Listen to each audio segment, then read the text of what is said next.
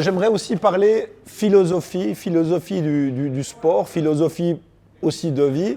Alexandre, hier soir, on a pris le repas ensemble et puis il y a des choses que je ne connaissais pas sur toi. Et en fait, tu as cette pluridisciplinarité que je prône depuis des années, ce côté multisport. Est-ce que tu peux nous expliquer d'où tu viens par rapport à tous ces sports que tu as fait? Ouais, exact. Ouais, avec grand plaisir. Alors, je viens à la base du football. Ça a été une passion extraordinaire pour moi parce que j'étais un enfant assez turbulent et puis la seule manière de me canaliser, c'était de jouer j'aimais le football et le sport collectif parce que je pense qu'il est pour moi essentiel d'amener un partage dans le sport, dans le bien-être et dans la continuité de développer de différents sens, camaraderie, l'aspect sportif. Donc j'ai joué au football jusqu'à à peu près mes 19 ans, donc j'ai joué à un niveau très intéressant, mais je n'étais pas suffisamment talentueux pour être professionnel. Les gens qui disent ouais, j'aurais pu être pro, machin, bon moi non, clairement j'étais pas assez bon, il faut dire les choses.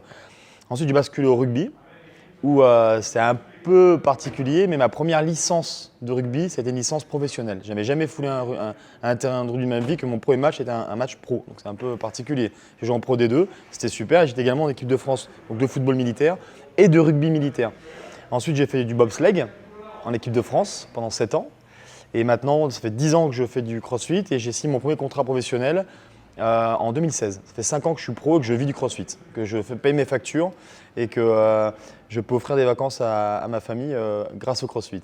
Alors, c'est aussi intéressant parce que finalement, c'est ton métier, comme tu viens de le dire. Ouais. Et moi, dans ma consultation, je me rends compte que parfois, j'ai des gens qui, du jour au lendemain, se mettent à faire 5 fois par semaine du crossfit. Est-ce que c'est quelque chose que tu conseilles ou pas tellement? Mais complètement pas. Alors, pour casser un peu les fausses rumeurs, le crossfit, moi, n'est absolument pas ma passion. C'est mon métier. Ça, je mets un point d'honneur à le dire aux gens. Donc, ça fait grincer quelques dents, mais c'est la réalité. Il ne faut pas mentir aux gens. Et pour toutes les personnes, comme c'est un sport qui est arrivé en France et en Suisse et en Allemagne assez tardivement par rapport aux États-Unis, envisager de se trouver une seconde vie, un second souffle à l'âge de 40-45 ans et de se mettre à faire 4-5 fois du crossfit par semaine, je ne vois pas forcément l'intérêt. Je pense que le crossfit, quand il est bien réalisé, 2 à 3 séances suffisent. Et le reste du temps, je pense qu'il est aussi important, soit d'aller faire un peu de football en salle avec ses camarades, du badminton, du tennis, du basketball, des sports où on va échanger, un sport individuel qui va être de la randonnée, du vélo ou autre, même pas, de faire autre chose. Il faut être très éclectique et surtout envisager de faire différents sports parce que finalement, le crossfit à la base n'est pas un sport, c'est une préparation physique. Il faut en être totalement conscient et qu'il y a beaucoup de tennisman, de hockeyeurs, de footballeurs, de rugbyman, de lutteurs ou d'autres qui utilisent hors saison le crossfit pour parfaire leur préparation. Ça, il faut le savoir. Tout à fait. Je pense que, de nouveau, pouvoir s'entraîner aussi bien à l'extérieur, à l'intérieur, de pouvoir partager du sport. Alors, le crossfit, c'est assez génial parce que c'est individuel et aussi collectif. Exactement. Mais de vivre des expériences différentes, aussi au niveau finalement des filières énergétiques. Ouais. C'est aussi quelque chose qui est important, de ne pas être que dans le dur, mais pas non plus être que dans sa zone de confort. C'est vrai. Je pense que c'est toutes des choses qui sont à mettre en avant. Bien sûr, parce que la première filière énergétique qui reste la filière énergétique aérobie, les gens ont un peu tendance à l'oublier et pensent Moi, je prends du plaisir à partir en balade avec des copains en vélo et pendant 1h30 à discuter parce que je fais un effort physique mais qui me permet de ne pas trop me fatiguer, mais je partage un bon moment.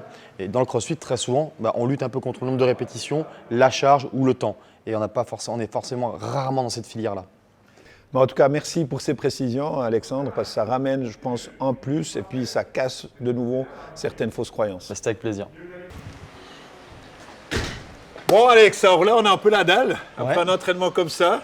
Donc, on va, avec un budget, on va dire, relativement modeste, montrer qu'on peut très bien s'alimenter aussi bien pour quelqu'un comme moi qui fait du sport, mais qui n'a évidemment pas ton niveau, et quelqu'un comme toi qui est un athlète d'élite et qui n'a pas forcément besoin de dépenser une fortune non plus pour bien manger. Exactement.